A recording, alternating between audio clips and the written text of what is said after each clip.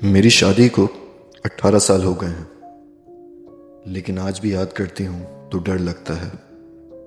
मेरे हस्बैंड की पोस्टिंग एक ऐसे इलाके में थी जहाँ दूर दूर तक कोई ख़ास आबादी नहीं थी। कुछ कंपनी ने एम्प्लॉयज़ के लिए घर बना रखे थे। मेरे हस्बैंड इस प्रोजेक्ट को लीड कर रहे थे, इसी वजह से वहाँ रहना मजबूरी थी। मेरी नई नई शादी हुई थी और मैं जल्दी में ही उस बड़े घर में आ गई।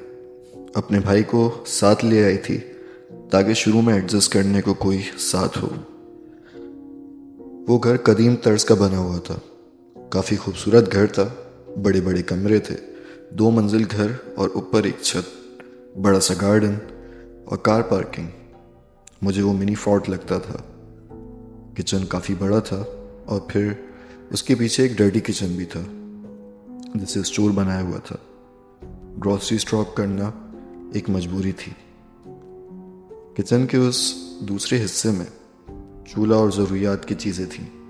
खानसामा, एक नौकर, एक चौकीदार था। खानसामा से मैंने पहले ही कह दिया था, मैं डिशेस मैं बनाया करूँगी। मैं और मेरा भाई खूब इंजॉय करते थे। बैडमिंटन, लूडो, मूवीज़, खूब वॉक करते थे। मतलब लाइफ के वो दिन जैसे वेकेशंस हों। कुछ दिन हमारी एक्टिविटीज़ नोट करके हमारे चौकीदार जो सालों से वहाँ थे, मेरे भाई को बुलाकर कहा कि देखो, इशा के बाद किचन और ऊपर की मंजिल पे नहीं जाना। जो चाहिए हो खानसामा को बोल देना। खानसामा इशा से पहले खा के फारिग हो जाना ताकि हम इशा के बाद किचन लॉक कर दें।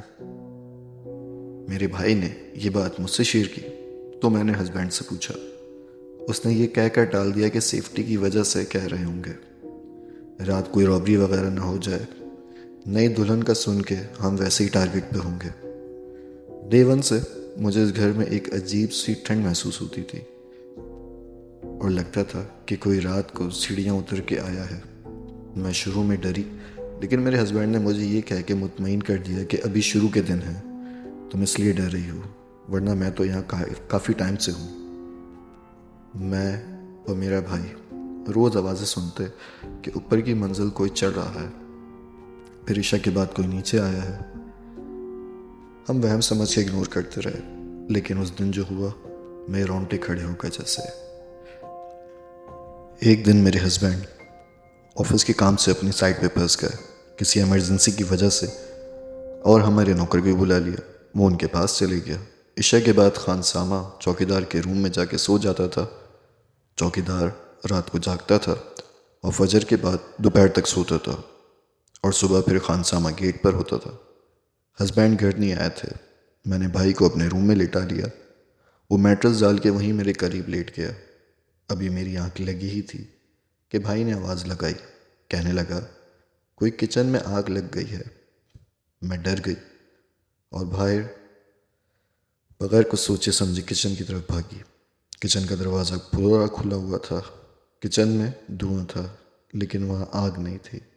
कोई खाना बना रहा था, और जो भी था उसकी खुशबू इतनी मज़े की थी कि मैंने पूछा, क्या बन रहा है? और सामने से आवाज़ आई, बकरा पकड़ा है, तुम जाओ, मेहमान आते होंगे। मैं वहाँ ऐसे ही खड़ी रही, फिर मेरे पैरों के नीचे से ज़मीन निकल गई जब वहाँ से ये आवाज़ आई, आज तो आ गई हो, आइंदा मत आना। फिर मैं वहाँ से ऐसे भागी जैसे कोई मुझे पकड़ ले जाएगा। मेरा भाई पीछे खड़ा सब देख रहा था, लेकिन उसने कुछ भी नहीं सुना। उससे भी खुशबू आई थी जैसे बहुत कोई आला किस्म का सालन बन रहा हो। वो रात हमने जाग कर गुजारी और हम दोनों बर्फ़ की तरह ठंडे पड़ गए। दूसरे दिन मेरे हस्बैंड 11 बजे घर आए तो हम दोनों को करीबी डिस्पेंसरी ले गए। हॉस्पिटल काफ़ी दूर था। वहाँ बुखार की मेडिसिन्स ली, इंजेक्शन लगा और हमें भेज दिया। घर आते ही हम सो गए। मेरे हस्बैंड ने काफ़ी दिन चुप के बाद एक दिन ड्राइव पे ले गए और बताया कि ये सुनसान इलाका है, सालों से यहाँ कोई नहीं आता। यहाँ ऊपर एक फैमिली रहती थी। वो पहले किसी को बसने नहीं देते थे, लेकिन फिर किसी बुजुर्ग ने इनको कैद कर दिया था। इस शर्त पे छोड़ा कि रात इशा के बाद अजान के बाद वो घर उनका है और उनके रूम्स की तरफ कोई नहीं आएगा, और वो लोग मजबूरन मान गए। यहाँ एक गांव होता था, वो लोग इसलिए यहाँ से चले गए क्योंकि उनकी बकरियाँ चोरी हो जाती थीं। मैं भी हिम्मत की और उन्हीं रूल्स के साथ 3 साल उस घर में रही। भाई का कॉलेज खुल गया, वो वापस चला गया, पेपर्स के बाद फ़ौरन आ गया, और 1 साल वो मेरे साथ रहा। नेक्स्ट ईयर यूनिवर्सिटी के एडमिशन्स लिए और फिर वो वापस चले गया। ये वाक़या मेरी ज़िंदगी का सबसे बड़ा टर्नओवर था। उसने मुझे ना सिर्फ बहादुर बना दिया, बल्कि मैं पहले से और ज़्यादा स्ट्रांग हो गई। लेकिन मैंने उसके बाद इन रूल्स को कभी ब्रेक नहीं किया। वो आवाज़ जो मुझे उस वक्त किचन में आई थी, वो हरगिज़ किसी इंसान की नहीं थी।